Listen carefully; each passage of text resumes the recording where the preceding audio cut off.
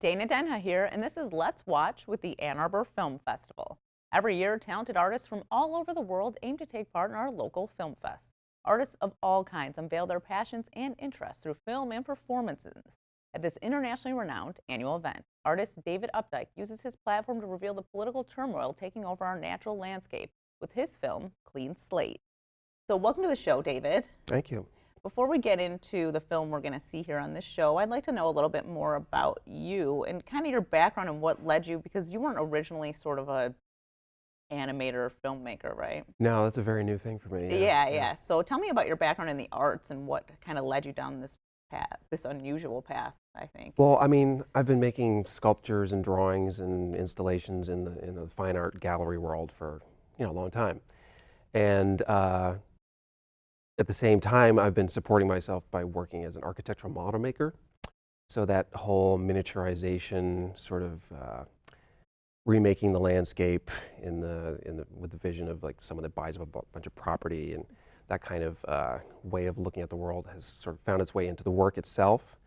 And then I think somewhere along the line, I also got fascinated with a lot of video work was being done by friends of mine and stuff like that, but I took a different approach, I guess. I started building these phrase assembling machines with gears and motors and things like that, and then that led to doing the same kind of thing digitally as soon as that kind of technology started to become something that was available. And then, yeah, I've been working with these postcards recently for a little while, and there's just something about the printing process and the way the images were presented. It just struck me that it was a perfect way for me to sort of, I was very inspired by that kind of visual language to sort of do a sort of riff off of a Terry Gilliam kind of animation and things like that. And that's kind of what brought you to town, right? Or is the postcard? Yes, yeah, that piece is here at the Institute of Humanities right now, yes, right. Yeah. And then I happened to, a very good friend of mine works at the American Museum of the Moving Image, and he recommended his top 10 film festivals to apply to for me, and Ann Arbor's one of them, and coincidentally I got in, so here we are. Yeah. Is this the only one you've gotten into this year? I got into the Sidewalk Film Festival last year, and I Okay. think the same animation is going to be in the Florida Film Festival coming up. Okay, so people are receptive to This one, yeah. So you've done other animated films? Only about 5 or 6 of them. It's So you're kind pretty of new it's a to it, new and you're thing doing to me. pretty well Only like so 2, far. 3 years of doing this. Yeah. So did you find it hard to transition from, just being an artist, sculptor, to using the digital platform? I mean, I've done a lot of Photoshop work over the years, just with my own stuff and making proposals and things like that. But yeah, the whole moving, tweening, and also all that stop motion kind of stuff. Yes, it's a major learning Are curve. you using Photoshop for that? Or A lot of it, yes, yeah. I know that's a very crude tool, but in order to get this sort of, in this particular piece that we're talking about, that the sky sort of like bends and warps and distorts, and that kind of, you can't do that in any other way that I'm aware of.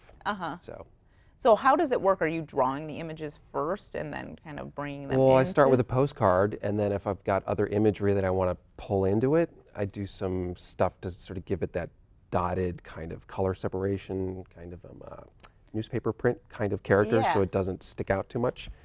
And then you just sort of, you play with it. I don't know. It's very intuitive the way it all works. Okay. I mean, it kind of starts as a series of sketches with the postcards all over desks for turning them into individual works where I'm painting into them, and I'm just sketching and having ideas, and they sit around, and one of them just really grabbed me as something that could be pursued in a sort of an animation. Yeah. So why don't you tell me a little bit about your sculpture work and what people have seen prior to the new artist that you're becoming? I mean, a lot of it was, it started to become very political in the 2000s, partly because I'd moved to New York City fairly recently.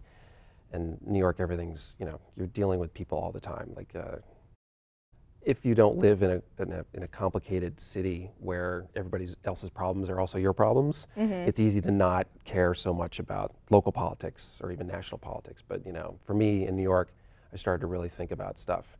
And, the Iraq War and all those other kinds of things happening with the Bush administration. And you know, Cheney and oil and all that kind of stuff. So I was thinking about environmental issues, political issues, and then sort of making versions of, I did a series of maps of the United States. And one of them was the whole United States turned into like a Canyonlands kind of dried landscape with the fractures happening along the divisions between the blue and the red states, which was a new way of sort of organizing the country. And it was basically taking the United States and physically separating into 3 or 4 different countries and stuff like that. But a lot of very complicated systems of small parts, overburdened infrastructure, like overly planned systems that are not functioning, I guess is a way of summing it up, I guess. I don't know. So as a sculptor, what kind of materials are you using? Are you like going through the trash? Or are you No. It's all it's lots of plastics and sort of model railroad set stuff, and the tools that are available to me at the shop where I make architectural models, laser cutters, 3D printers, all that kind of technology and stuff like that. There's a lot of that. Do you find like certain artists or anyone really influences your work when you're creating it? I mean, I love a lot of the Chris Burden stuff when he did those crazy sort of railroad globe pieces and things like that. There aren't too many other people doing this kind of stuff, and I spend a lot of time in the studio and then making money and taking care of my kids, so I don't necessarily get out as much as I'd like to, I guess. Do you feel like you're happy with the way your work sort of evolved when you started going more towards the political landscape? Yeah, no, definitely. It did sort of,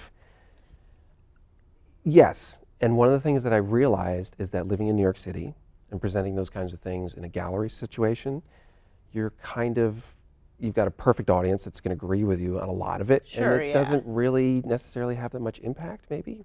Not that I'm expecting to change the world, but if I want to take the skill set that I have and have it do something, then it's better. I decided to be a really great thing to sort of try and get out of the small set of galleries and things like that. So for example, the Institute of Humanities, for example, like right here is a half step out of that and things like that. And film festivals, of course, are like a major step out of that kind of stuff.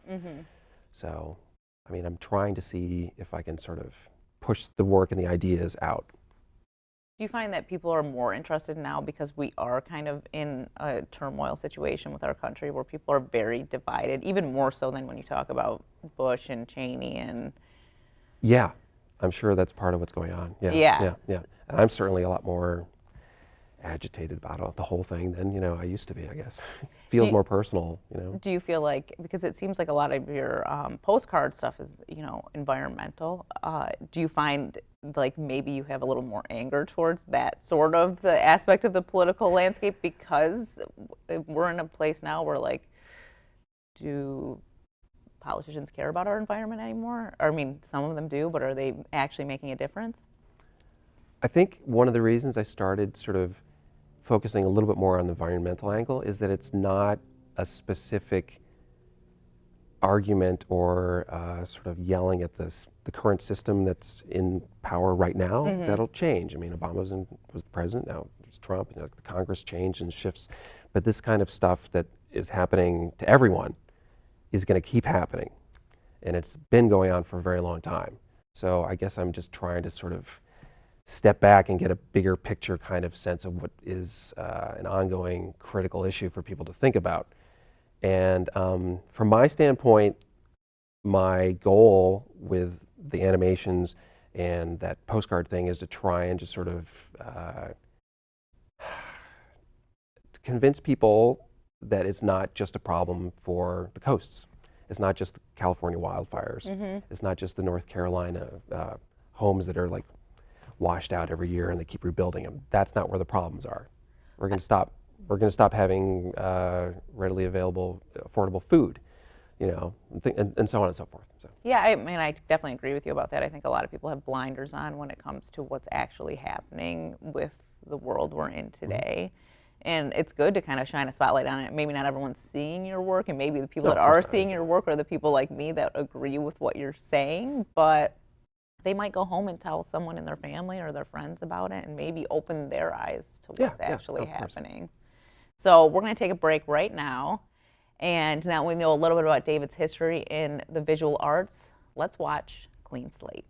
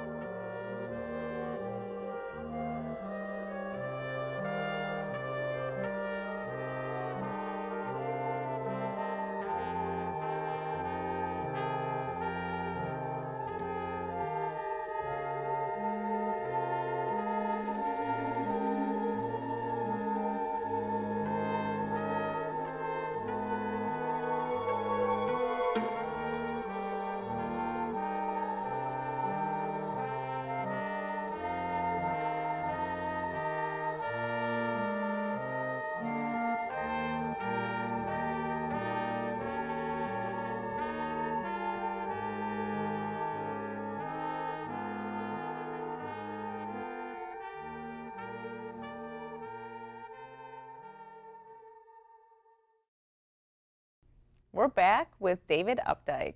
Thank you for coming on the show again. And why don't you tell us a little bit? We just saw Clean Slate. Can you explain your thought process behind making the film and why you chose that postcard? Because I mean, I was watching it at first. It's like a little, it starts off a little slow, and it's just like a little movement. But then you're like, kind of like, wow, this is happening right now. I mean, it was strictly intuitive. Yeah.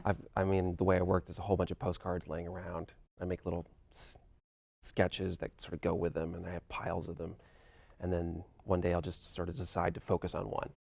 And there's just something about that beautiful mountain range in the distance that just felt like it needed a bunch of smokestacks sticking out of it. Yeah. And then once that started, it's okay, well, what about the smokestacks or this beautiful sky? And it just struck me that instead of the pollution sort of coming out of the smokestacks and sort of being something that is kind of what you'd expect, maybe it's more appropriate that it's basically erasing the entire world that you're seeing in this postcard. Mm-hmm. Yeah, and the birds are just sort of a way of sort of introducing a slow kind of slow burn kind of feel to the whole thing. Oh, it's a lovely day, like a flock of birds on the way to Canada or something like that. And yeah, it just sort of happened intuitively, I guess. Yeah. Yeah, and then the part where the hand comes down and kind of just like fake fixes the problem. Yeah. Which is where we're at. Yes, exactly. Someone else will take care of it. You know, this is the way things should be. And one of the things I had a lot of fun with this one in particular, I have a background in sculpture and in painting, so there's a lot of, I just like edges and boundaries and frames. So the idea that the birds are slamming their way into the card and it's actually moving. So like the pictorial space and the physical space are sort of having this strange conflict with something I was having a lot of fun with, at least. I love that it has like the frame, the whole postcard feel, because I really think it just adds to the whole composition of the piece. Thanks. And it does very much seem like you're just watching art in motion. Like it's not necessarily like you're watching a film. You're like, I could see like just, being in a gallery, sitting there watching it and just like seeing it happen in front of you, and not necessarily even at a film festival or anything. Oh, but sure, yeah, of course. I'm sure on the big screen it's going to look amazing, because I Yeah. only got to watch it on my little Oh, yeah, computer screen at the moment. So you had like sent me a little bit of information and like, your animation and where your influences come from that. Can you talk to me a little bit about that aspect of it? Well, I mean, in terms of the general type of thing that I'm riffing on, it's definitely Terry Gilliam and all those like cutout paper kinds of things, both because of the simplicity and crudeness of this sort of like the technology, and then also the older kind of older reproduction type of imagery that's going on. And then for the sound, I'm having so much fun working with the sound stuff. I mean, that's not something I've ever done before. Yeah. But I love contemporary classical music and hard rock and noise stuff, and I've got a whole bunch of stuff. I love music in general. So I had an awful lot of fun sort of taking musical cues and sound effects that are not breaking glass or things, but literally bits and pieces of music, and using that to sort of like punctuate everything and sort of give a background and set the mood and let you know what's happening. Well, and you mentioned that Looney Tunes were kind Yes. of in there a little bit, Yes, which I yes, love yes. because this is something I actually talk about now, because now I have a kid and Saturday morning cartoons don't exist anymore, but we all grew up watching Looney Tunes regardless of the fact that it was super old already by the time we were watching it, but they don't have that for kids anymore. So they're not going to have that awesome influence to have on their life down the road. No, it's a very different sensibility. Just the way those things were done, the Wile E. Coyote ones they're just brilliant. Yeah. And you definitely feel that as you're listening to it. So you do Photoshop for the animation part, but what are you adding the sound in there with? Premiere Pro, just some Audacity, just real basic stuff. Yeah. I'm not. It's just me and my home PC, so I'm not.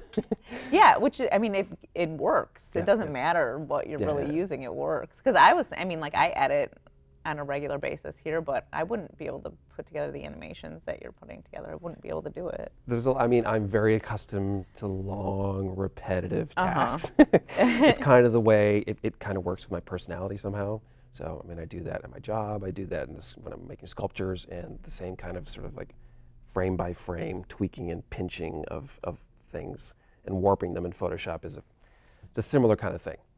I don't know why I can do it. Yeah. Sometimes I want to kill myself, but I'm you sure know. it does. It's kind of like a long, tedious process. Yeah, when at you're the doing end, it's worthwhile. Yeah, definitely.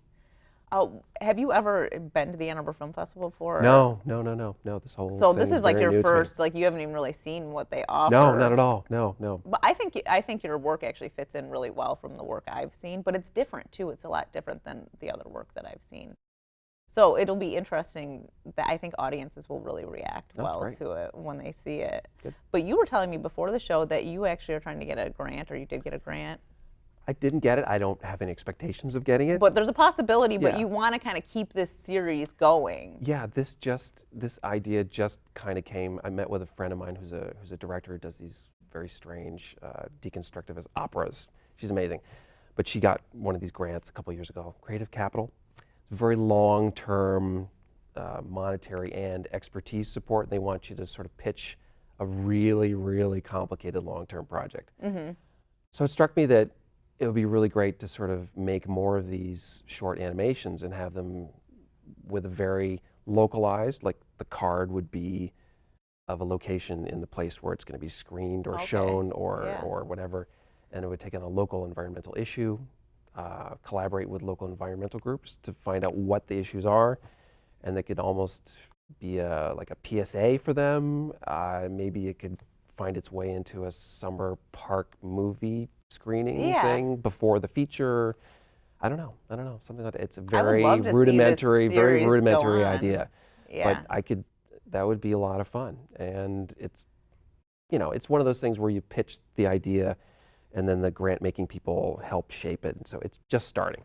But I'm beginning to think a lot more seriously about these short animations as something I'm going to be working on. Do you see them down the road as maybe in a gallery setting, or kind That of would be doing the film festival that would be circuit, fine, but I mean, or just like more like maybe reaching out, like you said, to maybe city governments where yes, they're having an issue? that's much more exciting to me. Yeah. Much more exciting to me. Not because I'm a super important person and everybody should see what I'm doing, but if I'm going to look, if I had a different skill set, I would have run for city council. I'd be trying to sort of get things changed in that way. That's not my skill set. My skill set is doing what I'm doing. So if what I can do is to have any kind of effect, then I need to be delivering my content, so to speak, in different places. Art galleries are one thing. And like They you are said, not, you're kind of like there's certain people that are going to go to an art yeah, gallery, it's very and then small. other people are not Right. going to ever see it. Yeah, exactly. Right. And if my goal is to sort of let people know that they should be thinking about global warming just as much as the rest of us on the coasts who are sort of threatened more directly, then I need to deliver the imagery to where people are. Yeah, I mean, I would love to stop hearing people say, "Oh, this is global warming," when we have, like these snowstorms and Right, stuff. right, And right, it's right, like it's all part of it. Yeah, We're yeah, having yeah, these yeah. crazy, extreme weather patterns Sure. because of it. And like you said, a lot of people, people do have blinders onto it. They don't want to open their eyes to what's actually happening. And the fact that if we don't open our eyes to it, we can't help and Yeah, make a difference. yeah. And that's like a big thing where I think your animations actually would resonate well with people because there is like that sort of humorous aspect to it as Humor is well. critical. Yeah. Yeah, and yeah, people yeah. like humor. They don't want to be lectured Yeah. about it. So, do you have anything else you're kind of working on at the moment, or sculptures or anything else, or you kind of just see this as like where you want to go now? I think it's where I want to go now. I just only a month ago finished that crazy postcard thing, which is at the Institute of Humanities, and that was a all-encompassing project for about a year. Yeah. So I'm just sort of How many postcards did you have to make for that? 528. Wow. They aren't all altered, but they're all part of the thing. Stitching it all together was the hardest part of it, I think, in general. Yeah. So when you go see that in person, what are you kind of experiencing? Because is it similar to when you go on your website and Yeah, you can yeah, kind of yeah. zoom in and Yeah, I mean, that gives you a pretty good idea of what's happening. Of course, it's 16 and a half feet wide and 8 feet tall, so it's got a different kind of yeah. almost looming kind of scale to it. But yeah, you sort of, I mean, ideally you're looking at what it presents itself from a distance and it kind of stitches itself together. You get that story and then you go in and there are many, many different little sort of vignettes created by clusters or individual cards, and you just sort of swim around, and it's an everything but the kitchen sink kind of project. Yeah. There's like a lot of stuff going on in there. I had a lot of fun with it.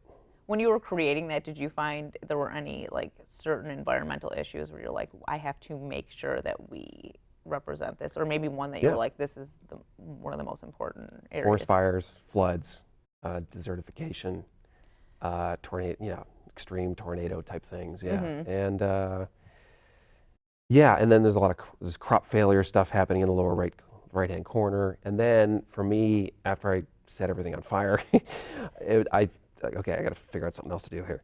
I put a lot of the sort of possibilities for how people would react, maybe take advantage of the fact that the ocean's rising. Here's some new waterfront. We can build some condos and invest now in North Dakota because pretty soon there's going to be a lake and things like that. And the idea that there's an ark being built, is that a religiously motivated project or is it a government-funded thing? There's some signage in this project that sort of gives you different interpretations of the various things that are happening, because I think that's the way it is. People have completely different ways of looking at the problem, whether they believe it's a problem, what they think should be done, whether they think some of the things are good.